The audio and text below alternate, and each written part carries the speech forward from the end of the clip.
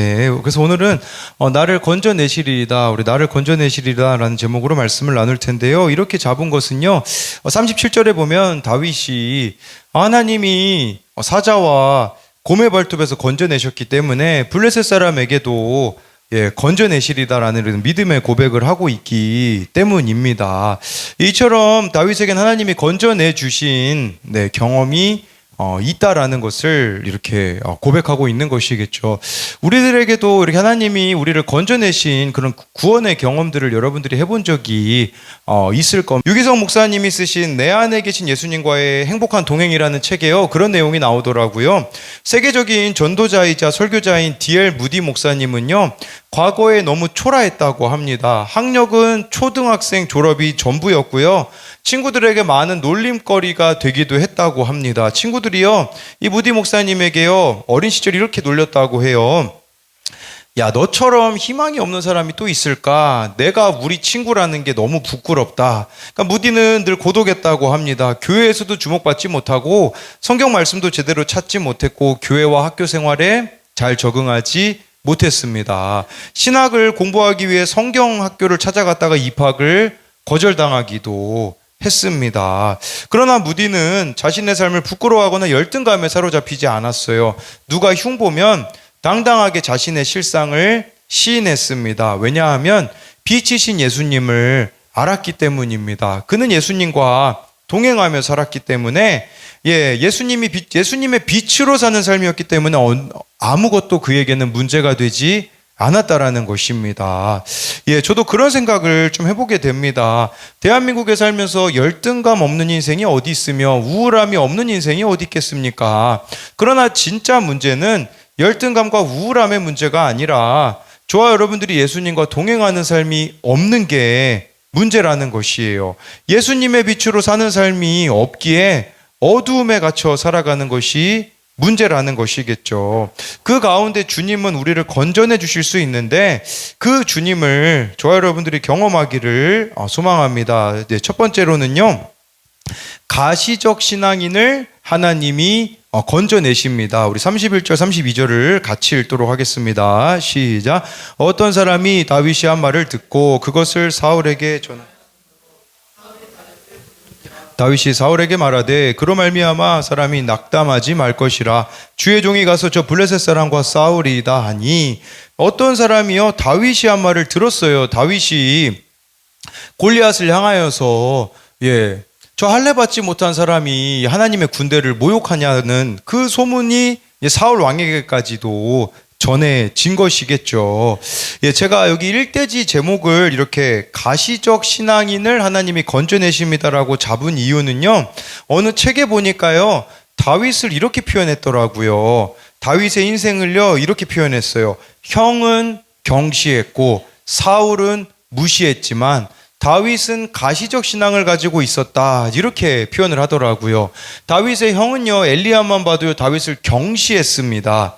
여러분, 이 경시했다라는 말은 무슨 말이겠습니까? 그것은 바로 없인 여겼다라는 뜻입니다. 우리가 제일 내려놓기 힘든 게 무엇이겠습니까? 그것은 바로 자존심인 거죠. 그런데 다윗의 형은 다윗의 자존심을 짓밟았거든요. 그리고 사울은요, 다윗을 무시했습니다. 무시한다라는 것은 상대방의 가치를 전혀 인정해주지 않는다라는 뜻입니다. 누군가가 나를 인정해주지 않는 것이에요. 여러분, 근데 이런 상황에서 정말 하나님을 바라보실 수 있겠습니까? 가시적 신앙이라는 것은 무슨 말이겠습니까? 가시적 신앙이라는 것은요, 어떤 상황에서도 하나님이 살아계심을 눈앞에 보는 것처럼 보면서 살아가는 것이에요. 하나님의 살아계심을 보며 살아가는 것, 그게 바로 가시적 신앙이라고 할 수 있는데, 여러분, 이 가시적 신앙이 되기 위해서는 누군가가 나를 업신여기는 것을 참아내야겠죠. 또한 누군가가 나를 인정해주지 않는다고 할지라도 저와 여러분들이 하나님을 믿음의 눈으로 바라보아야 된다라는 것이에요. 32절에 보니까요, 여러분, 다윗이 사울에게 말해야 했는데 뭐라고 말했냐면요, 사람이 낙담하지 말 것이라 주의 종이 가서 저 블레셋 사람과 싸우리이다. 여러분, 이게 참 웃기지 않습니까? 이때 다윗의 나이는 15세로 추정합니다. 15세면요 중학교 2학년이에요. 중학교 2학년이요 예, 지금 나이가 이미 많은 중년에게 사울이 그 당시 중년이었죠. 근데 거기 왜 오히려 위로해주고 있는 거예요. 그럼 누가 위로해줄 수 있을까요? 신앙의 연수가 많은 사람이 꼭 위로해줄 수 있을까요? 아닙니다. 신앙이 현재 영인 사람이 누군가를 위로해줄 수가 있다라는 것이에요. 여러분, 예수님 믿으면서 라떼를 말하는 사람이 얼마나 많은지 몰라요. 과거에 하나님이 나에게 이런 은혜를 주셨다. 과거에 그런 은혜를 주신 것도 중요한데요. 현재 내가 그 은혜를 누리고 있느냐가 더 중요합니다. 과거는 과거일 뿐 지금 내가 주님이 주신 그 은혜가 내 삶에 있느냐를 봐야 되는 것이겠죠. 이렇게 다윗이 또 사울을 위로하고 있다는 것은 뭘 말해주겠습니까? 다윗은요, 왕의 자리에 연연하지 않았다라는 의미를 가지고 있어요. 그럼 만약에 다윗이 지금 기름 부음 받았는데 자기 마음으로 내가 이제 이스라엘의 2대 왕이 되겠지, 이런 마음 품었으면요, 절대 사울에게 가가지고요 이런 위로의 메시지를 전해줄 수가 없다라는 것이죠. 여러분, 우리 옆에는요 또 생각해 봐야 되는 것은요, 사울들이 참 많이 있습니다. 내 옆에 말 안 듣는 사울들이 정말 많이 있어요. 또한 내가 사울일 수도 있는 것이에요. 틈만 나면 낙담하는 거, 낙심하는 사람이 나일 수 있다라는 것이겠죠. 그러나 다윗이 성령으로 충만하였기 때문에 사울에게 위로할 수 있었던 것처럼요, 여러분, 성령 충만하지 않는 것은요 이기적인 것입니다. 우리가 성령 충만해야 정말 다른 영혼들에게 관심을 갖게 되어지는데, 여러분들이 성령 충만하지 않으면 모든 관심이 어디로 향하겠습니까? 나에게로 향할 수밖에 없기 때문에 성령 충만하지 않는다라는 것은 이기적인 거라고 말씀을 드리는 것이죠. 김양재 목사님의 다 이유가 있습니다라는 책에 보면요, 초등학교 3학년 학생이 이런 간증을 하는 내용이 나옵니다. 초등학교 3학년인데요. 저의 고난은 부모님 이혼과 아빠에게 여자친구가 있는 것입니다. 부모님은 제가 4살 때 이혼하셨습니다. 하지만 저는 7살 때까지 그 사실을 몰랐습니다. 아빠의 일 문제로 같이 살지 못한다고만 생각했습니다. 아빠는 그 무렵까지는 자주 집에 오셨습니다. 그런데 제가 초등학교 1학년 때 이모가 엄마 아빠가 이혼했다고 말했습니다. 저는 이모에게 화를 내면서 그럴 리가 없다고 소리쳤는데, 그날 엄마와 큐티하면서 이모의 말이 사실이라는 걸 알게 되었습니다. 그렇지만 저는 친구들이 그 사실을 알게 되는 게 너무 싫었습니다. 학교에서 친구들이 아빠와 함께 놀았다고 하면 나도 똑같이 아빠하고 놀았다고 거짓말했습니다. 왠지 친구들에게 지는 것 같아서 우리 집에 있는 모든 자랑거리들을 가지고 가서 자랑을 했습니다. 제가 초등학교에 들어간 후 아빠는 아예 집에 오시지 않았습니다. 전화도 없었습니다. 저는 그런 아빠가 미워졌습니다. 엄마가 먼저 아빠에게 안부 전화하라고 했지만 하기 싫었습니다. 그런데 엄마는 아빠가 하나님을 몰라서 아빠 마음대로 하는 것이라고, 아빠가 우리 가족을 위해서 수고하고 있다고, 아빠가 하나님을 믿게 해달라고 기도하라고 하셨습니다. 엄마 말대로 기도했지만 아빠는 더 연락이 뜸해졌습니다. 2학년 때는 제 생일에 전화라도 해주었는데 3학년이 되고 나니 그마저도 잊어버렸는지 연락이 없었습니다. 버림받은 것 같은 기분이 들었습니다. 내가 너무 불쌍하다는 생각이 들어 슬펐고 하나님이 없는 것 같았습니다. 외할머니, 이모부가 잘해주시고 선물도 많이 사주셨지만 기쁘지 않았습니다. 입맛도 없어서 밥도 제대로 먹지 못했습니다. 그런데 전날 목사님과 전도사님께서 신방을 오셨습니다. 그러면서 비록 세상 아빠와는 떨어져 지내지만 하나님 아버지가 방문해 주신 사건이라고, 이것이 하나님의 생일 선물이라고 말씀해 주셨습니다. 그러면서 목사님도 저와 비슷한 고난이 있었다는 이야기를 해주셨는데 참 위로가 되었습니다. 정말 신기하게 목사님과 전도사님이 다녀가신 뒤로 하나님이 나를 사랑하신다는 생각이 들어 그 뒤로는 자신감이 생겨 찬양도 신이 나서 부르고 학교에서 발표도 잘하게 되었습니다. 아빠가 방학에 여자친구와 함께 저를 데리러 왔습니다. 저는 아빠가 그 여자와 결혼하면 어쩌나 걱정이 되었습니다. 영영 집으로 돌아오지 않을 것 같아 불안한 마음에 힘들었습니다. 그러다가 큐티 캠프에서 나 같은 친구들이 있다는 것을 알게 되니 위로가 되었습니다.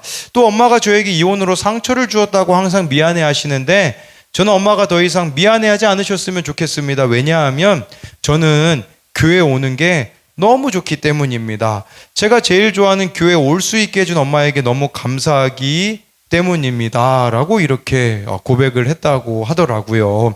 여러분, 초등학교 3학년 아이도요, 온 집안의 문제를 말씀으로 해석하고 있다라는 것이죠. 그렇기 때문에 저와 여러분들이요, 이렇게 말씀이 있으면요, 어떤 일라도 위로할 수 있게 되어진다라는 것을 말씀드리는 것이에요. 정말 다윗이 사울을 위로하고 있는 것처럼 정말 우리 또한 참 누군가를 내가 매일매일 그래서 말씀 앞에 서야 되는 이유가 여기 있는 거 아니겠습니까? 이 말씀을 가지고 누군가를 위로하게 되어지기 때문인 것이죠.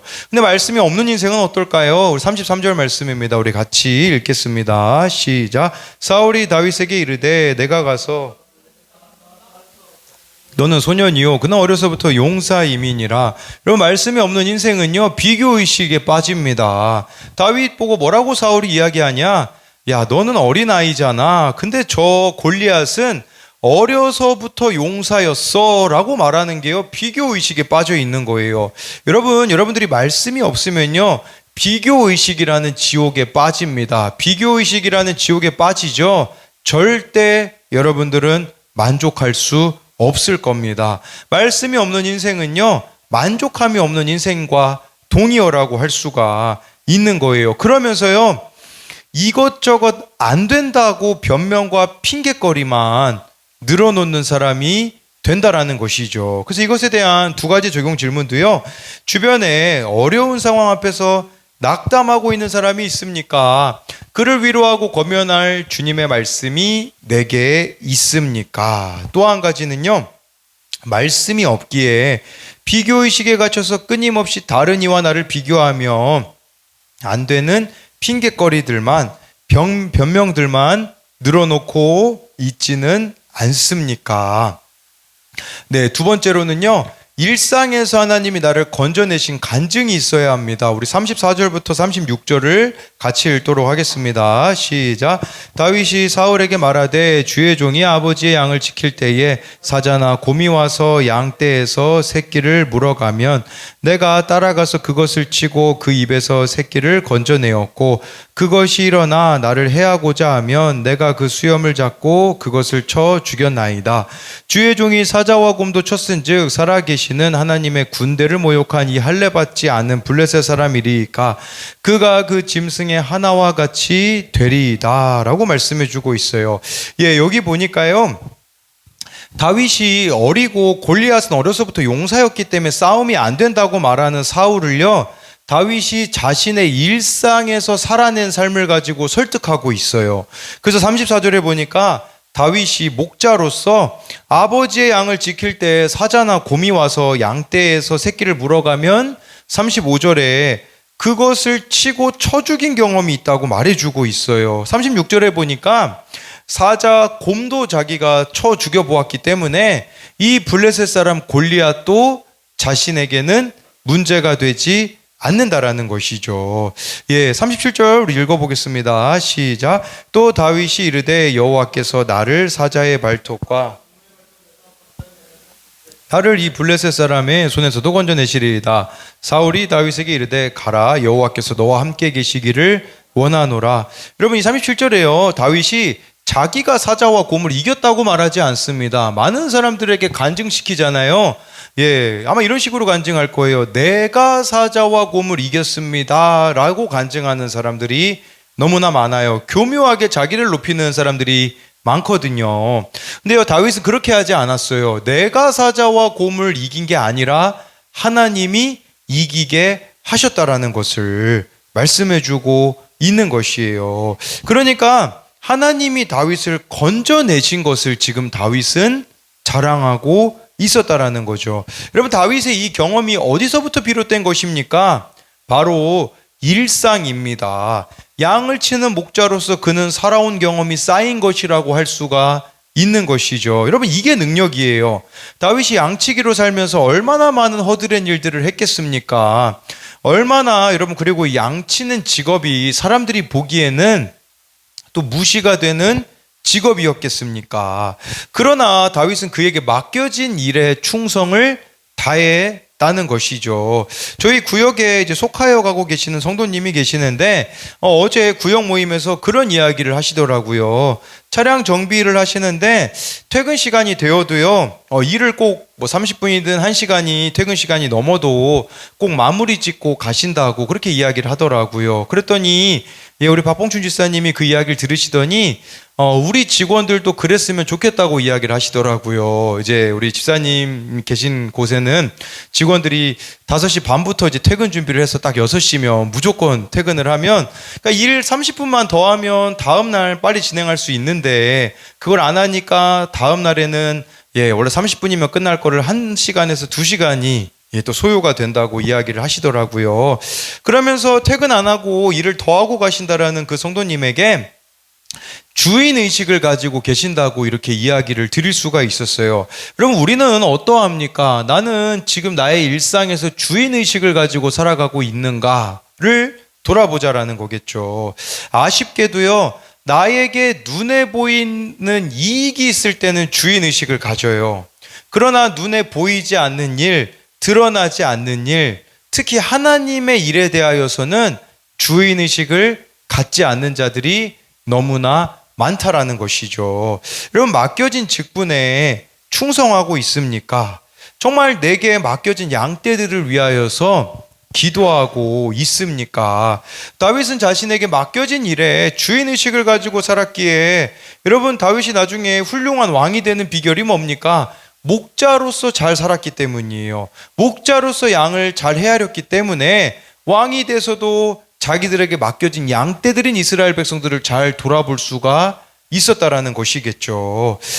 그렇기 때문에요, 정말 좋아요, 여러분들, 맡겨진 일에 주인의식을 가지고 살아야지만 골리앗을 이길 수가 있다라는 것입니다.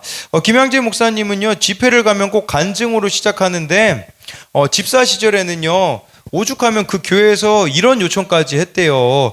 서울대 나온 것을 꼭 이야기해달라고 했다고 하더라고요. 왜냐하면 그걸 이야기 안 하면 막 무시를 하니까. 그런 말을 해도요, 그런 얘기는 꼭 마지막에 그냥 했다고 하더라고요. 이렇게 교회 집회에 가면요, 성경도 잘 알고 교양도 있어 보이면 멋있게 말씀만 전하면 얼마나 좋겠습니까? 그런데 한 사람의 가정이 살아나는 게 중요해서 밑바닥을 살아낸 경험, 수치스러운 경험을 이야기하신다고 해요. 어느 때는요, 직분자 부부가 그 간증을 듣고서요, 이런 얘기를 했다고 해요. 부인분께서는요, 저 목사는 걸레질밖에 안 했대, 이렇게 이야기하고요. 남편은 걸레질하고 어떻게 부흥이 되는지 이상하네라고 하면서 굉장히 무시했다라는 이야기를 들었다고 하더라고요. 그걸 알면서도 수치스러운 것들을 이야기하는 이유가, 지질해 보여도 내 간증을 듣고 한 사람이라도 살아날 수 있다면 그게 더 중요하기 때문이라는 것이에요. 그러면서 다윗이 양치기였던 이 처지와 목사님이 걸레 빨아서 빨던 그 처지가 참 비슷하게 여겨졌다라고 하시더라고요. 여러분, 우리도요, 그런 간증이 먹혀드는 겁니다. 뭡니까? 바로 여러분들이 밑바닥을 살아낸 간증, 이게 지금 다윗이 37절에서 하고 있는 간증의 모습이라는 것이겠죠. 제가 막 간증, 맨날 설교 시간에 왜 맨날 기독교 동아리 이야기 하겠습니까? 거기가 저의 밑바닥이기 때문이고, 제가 그곳이 가장 잘 밟히는 곳이기 때문이에요. 오늘 그 아산고등학교 기도 모임을 들어가기 전에 사진을 이제 또 이렇게 PPT를 준비하다 사진을 봤는데, 이 사진이 딱 눈에 들더라고요. 무슨 사진이냐? 우리 양동준이 그 바지가 찢어졌다고 저보고 집에 데려다 달라고 연락이 왔었을 때거든요. 이때 우리 동준이 집까지의 거리가 한 500m밖에 안 됐거든요. 근데 제가 신정중에서 얘를 차에 태워서 동아 아파트 집까지 데려다 준 적이 있어요. 그래서 제가 오늘 동준이한테 이 카톡 사진을 보내주면서, 야 동준아, 너 이랬던 시절도 있다라고 하니까 자기가 정말 너무 철이 없었다고 저한테 그렇게 이야기를 하더라고요. 청소년들로 인하여서 밑바닥을 굴렀던 그 밑바닥을 살아낸 간증이 저의 지금을 만들었다라는 생각을 할 수가 있는 것이겠죠. 우리 38절부터 40절을 계속해서 읽도록 하겠습니다. 시작. 이에 사울이 자기 군복을 다윗에게 입히고 노투구를 그의 머리에 씌우고 또 그에게 갑옷을 입히매 다윗이 칼을 군복 위에 시험적으로 걸어보다가 사울에게 말하되 익숙하지 못하니 이것을 입고 가지 못하겠나이다 하고 곧 벗고 손에 막대기를 가지고 시내에서 매끄러운 돌 5을 골라서 자기 목자의 제구 곧 주머니에 넣고 손에 물매를 가지고 블레셋 사람에게로 나아가니라. 사울이요 다윗이 나아가겠다고 자기 간증을 하니까 마음이 움직인 거예요. 그러니까 다윗한테요 자기 군복을 입혀요. 그래서 38절에 보니까 자기 군복 노투구를 다윗 머리에 사울이 씌워주고요. 39절에 또 칼까지도 주는데 이렇게 다윗이 걸어보니까 익숙하지 못하였다라고 말씀해주고 있어요. 그래서 다윗이 이것을 못하겠습니다 라고 하면서 40절에 보니까요 양을 칠 때 맹수들을 제압했던 막대기와 매끄러운 돌 5이면 되겠다라고 하면서 골리앗에게 나아가는 거죠. 여러분 평범이 비범하다라는 말이 있습니다. 우리는 왜 자꾸 세상과 싸우는데 사울이 주는 이 군복을 입으려고 하십니까? 세상과 싸워서 이기는 방법이 자꾸 높은 자리에 올라가야 된다고 말해요. 성공을 해야 된다고 말하고요. 돈을 많이 벌어야 된다라고 하고요. 학벌이 좋아야 한다라고 하고요. 사람들이 알아줘야 세상을 이길 수 있다고 말하는 거예요. 근데 그게 아니라는 거예요. 여러분 세상과 이겨서 승리하는 비결은 뭔지 아십니까? 40절 말씀처럼 지금 내 삶의 자리에서 예수 그리스도를 붙잡는 것입니다. 초라해 보이는 내 삶 가운데 예수님을 붙잡는 거예요. 그게 무기라는 것이죠. 그래서 우리에게 필요한 것이 뭐겠습니까? 매일매일의 일상에서 말씀과 기도로 주님을 붙잡으셔야 한다라는 것이죠. 찬양 인도자이신 김윤진 전도사님이 다니엘 기도에서 했던 간증을 오늘 들었습니다. 이분이 예배 인도를 하던 중에요 갑자기 목이 불편했다고 해요. 2016년 경인데 주변에서 검진 받아보라고 하니까 이제 병원을 가보니까요 더 큰 병원으로 가고 더 큰 병원으로 가라고 해서요 가장 이름이 있는 병원에 가서 정밀 검사를 받았는데 검진 후 원장 선생님이 이렇게 이야기했다고 해요. 당신이 노래할 날이 얼마 남지 않았습니다. 왜 그러냐면 연축성 발성장애라는 병이 걸리는데 여러분 손에 이게 오면 수전증이잖아요. 근데 성대에 오게 돼가지고요 성대를 움직여주는 작은 근육이 있는데 뇌에서 잘못된 신경신호를 보내서 성대를 움직이는 근육 중에 일부가 자기 마음대로 움직이는 거예요. 경련 현상을 일으키는 거죠. 그러면서요 그분이 뭐라고 이야기했냐면 이 병에 걸리게 되면 이게 불치병이거든요. 치료가 안 되는.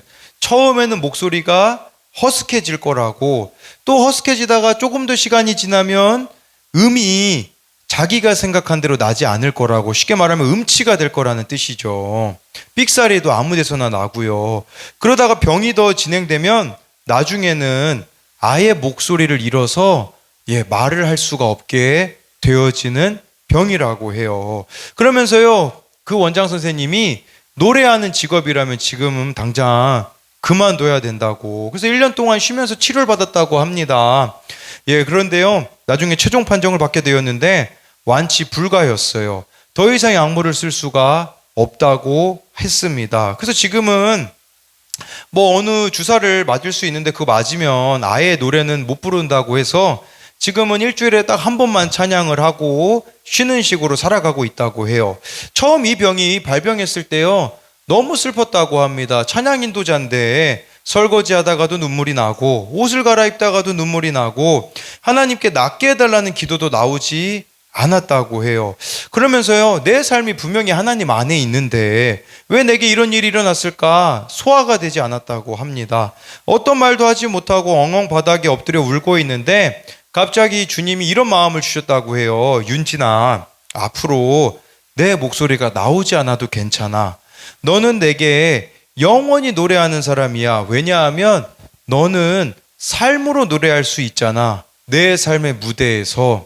이게 하나도 와닿지가 않았다고 해요. 목소리가 나오지 않아도 괜찮다고 하는데 그 마음을 주님이 주시고 나서 생각해 보게 되어지니 이분이요, 어린 시절부터 노래를 굉장히 잘했다고 해요. 그러니까 교회 가도 항상 이렇게 솔로를 시켰고요. 찬양, 사람들이 보는 자리에서 찬양하는 게 너무 익숙했다고 하는 거예요. 그런데 주님이 그 음성을 주시고 나서 찬양과 예배가 의미가 달라졌다고 하시더라고요. 그래서 그분이 이런 고백을 하시더라고요. 하나님을 위해 그분을 인식하며 우리가 삶에 하는 모든 선택과 순간이 예배입니다. 찬양입니다. 라는 고백을 하더라고요. 그냥 사람들 앞에서 노래 부르는 게 예배이자 찬양이 아니라 우리가 매일매일 하나님을 인식하면서 모든 삶의 순간에서 하나님을 생각하고 선택하며 순간하는 그 모든 순간이 예배와 찬양인데 자기가 그것을 간과했다라는 게 깨달아졌다고 하시더라고요. 그러면서 찬양이라는 것이 가사와 멜로디로 국한되지 않는 게 얼마나 감사한가라고 하시면서 나 이제 노래 계속할 수 있겠구나. 이 노래를 계속한다라는 것은 목소리를 말하는 게 아니라 이 삶으로 계속해서 주님을 찬양하고 높이고 예배하는 삶이 될 수 있겠구나라는 고백을 하시더라고요. 그러면서 하나님께서 삶의 예배로 초청해 주시는 계기가 되었다고 하시더라고요. 여러분, 다윗이 골리앗 이긴 비결은요, 삶의 예배에 있습니다. 그 목동으로 양 치면서 여러분, 이 맹수가 찾아올 때 다윗이 누가 의지했겠습니까? 여러분, 15세. 이 15세밖에 안 되면, 우리 15세가 저기 최종호가 앉아있네요. 15세면요, 정말 맹수 사자와 곰과 싸운다고 생각해 보세요. 우리 종호 사자와 곰과 싸울 수 있겠습니까? 벌레와도 싸우기 힘들잖아요. 그렇죠? 그럴 수 있어요. 근데 15세가요, 여러분 어떻게 사자와 곰하고 싸울 수가 있겠어요? 근데 예배한 거예요. 그 목자의 자리에서 하나님을 의지한 게 예배 아니겠어요? 그러니까 사자와 곰을 이길 수가 있는 것이죠. 어제 어느 청년이 자신이 우울증인데 예수님 믿어도 이 외로움이 완치가 되지 않느냐고, 우울증이 완치가 되지 않느냐고 저에게 물었습니다. 그래서 제가 오늘 오전까지 하나님과 시간을 갖고 이야기해 주겠다라고 하면서 이야기를 해줬는데, 제가 어떤 이야기를 해줬냐면 지난 화요일에 우리들 교회 조미영 평원지기님이 해주신 이야기를 해줬어요.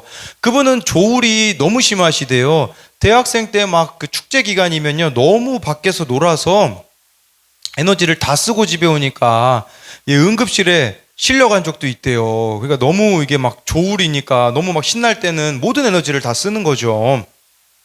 그러면서 지난 화요일에 이 양육교사 강의가 띵크 양육 구과 혈류증 앓는 여인이었는데, 혈류의 근원이 마른 것을 가지고서 이분이 이런 질문을 하시더라고요. 어느 우울증이신 분이 발표를 하셨거든요. 그분에게 이렇게 물으셨어요. 우울증이 다 나아야 혈류의 근원이 마르는 걸까요? 그러면서 이분이 그렇게 이야기하셨어요. 아니라고. 우울증이 있어도 혈류의 근원은 마를 수 있다고 하시면서 자신의 이야기를 하시더라고요. 자신의 그 알레르기를 가지고 이야기를 하시더라고요. 자기는 알레르기를 가지고 있대요. 알레르기가 있기 때문에 하는 게 음식을 가려 먹고 수면을 잘 취하고 약을 잘 먹는다고 이야기를 하시더라고요. 그러니까 알레르기가요, 문제가 되지 않는다고 하시면서 혈류의 근원이 마른다라는 것은요, 내가 조울이면 조울인 걸 인정하는 거래요. 내가 우울증이면 우울증인 걸 인정하는 것이래요.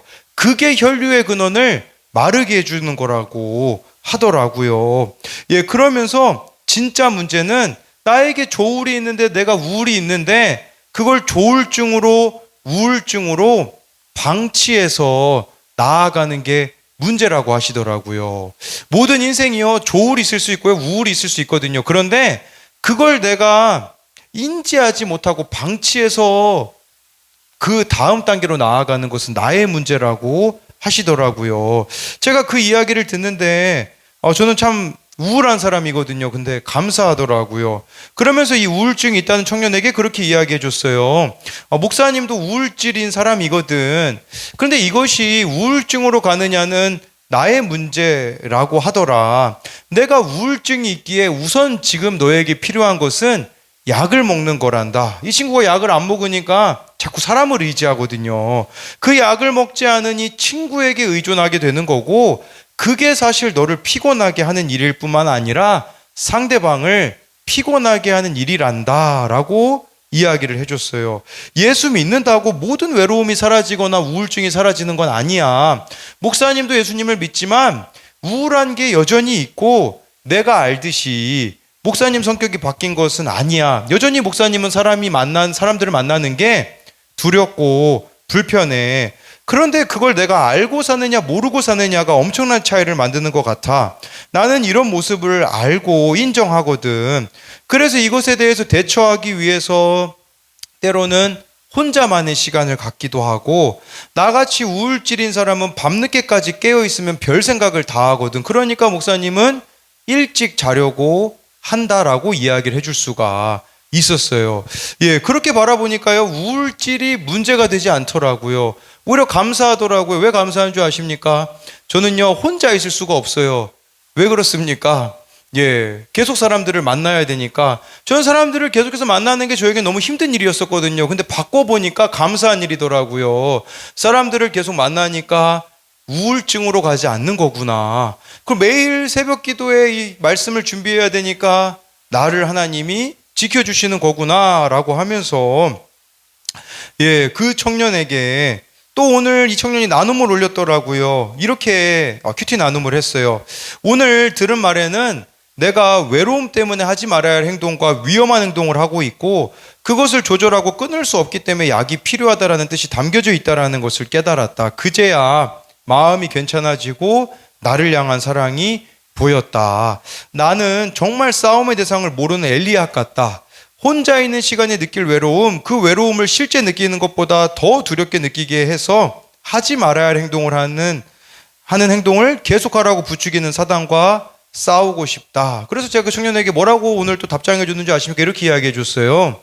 목사님도 너무 힘들어지면 우울증 약 먹을 거야.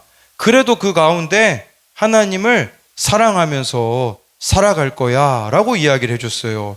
그럼 제가 우울증 약 먹으면 안 되나요? 인정하는 거잖아요. 나 우울증 있다. 근데 제가 우울증 약만 먹을까요? 아니에요. 말씀도 먹어야 돼요. 같이 가는 거예요. 우울증 약을 먹는다라는 건 인정한다라는 거거든요. 내가 우울증이라는 거를. 근데 사람들은요, 인정하는 걸 죽기보다 싫어하는 거예요. 그러다 보니까 이 우울증만 있으면 세상이 끝난 것 같고, 아니라는 거죠. 하나님 앞에 인정하시면 돼요. 그러면 하나님이 우리들에게 이길 수 있는 힘을 주신다라는 거죠. 이 청년이 저에게 연락했던 것 중에 정말 제 마음을 아프게 하는 게 있었어요. 그건 뭐냐면, 이 청년이 어느 한 친구를 끊지 못하거든요. 근데 그 끊지 못하고 있는 이유를 저한테 이야기를 하더라고요. 그 연락을 끊임없이 이 친구가 받아주고요. 그 친구가 자면 숨소리가 들리는데 그 숨소리에 의존하여서 자기가 잔다고 이야기를 하더라고요. 근데 그 이야기를 듣는데 성령님이 생각나더라고요. 구약에서요, 여러분, 여호와의 영, 루아흐라고 하거든요. 성령을요. 이 루아흐라는 히브리어에는요, 많은 의미가 있어요. 숨, 호흡이라는 의미도 있어요. 바람이라는 의미도 있어요. 근데 저는 호흡이라는 의미로 볼 때에 정말 성령께서 우리의 호흡처럼 가까이 계시는데 그것을 보지 못하고 눈앞에 있는 사람을 의지하고 있는 그 청년이 너무나 안타깝게 느껴지더라고요. 여러분들을 가장 가까운 곳에 성령이 계세요. 얼마나 여러분들의 모습을 보면서 내가 다른 것들을 의지할 때에 성령께서 탄식하고 계시는 줄을 아십니까? 정말 저와 여러분들이 살아가는 그 삶의 자리에서 성령님과 호흡하듯이 동행하는 자들이 되는 저와 여러분들이 되기를 소망합니다. 그래서 이것에 대한 두 가지 적용 질문은요, 내 죄에도 불구하고 하나님께서 살려주신 수치의 간증이 있습니까? 다윗이 사울 앞에서 간증한 걸 이야기하는 것이고요. 또 한 가지는요, 나는 날마다 말씀으로 믿음의 갑옷을 입고 있습니까? 나와 맞지 않은 세상의 무기로 이겨내려고 하진 않습니까? 여러분, 이 다윗에게 맞지 않은 사울의 갑옷을 입히려고 한 것처럼 우리가 세상 무기로 세상을 이기려고 하는 것이 아니라, 믿음이라는 무기를 가지고 정말 싸워서 승리하는 저와 여러분들이 되기를 소망합니다.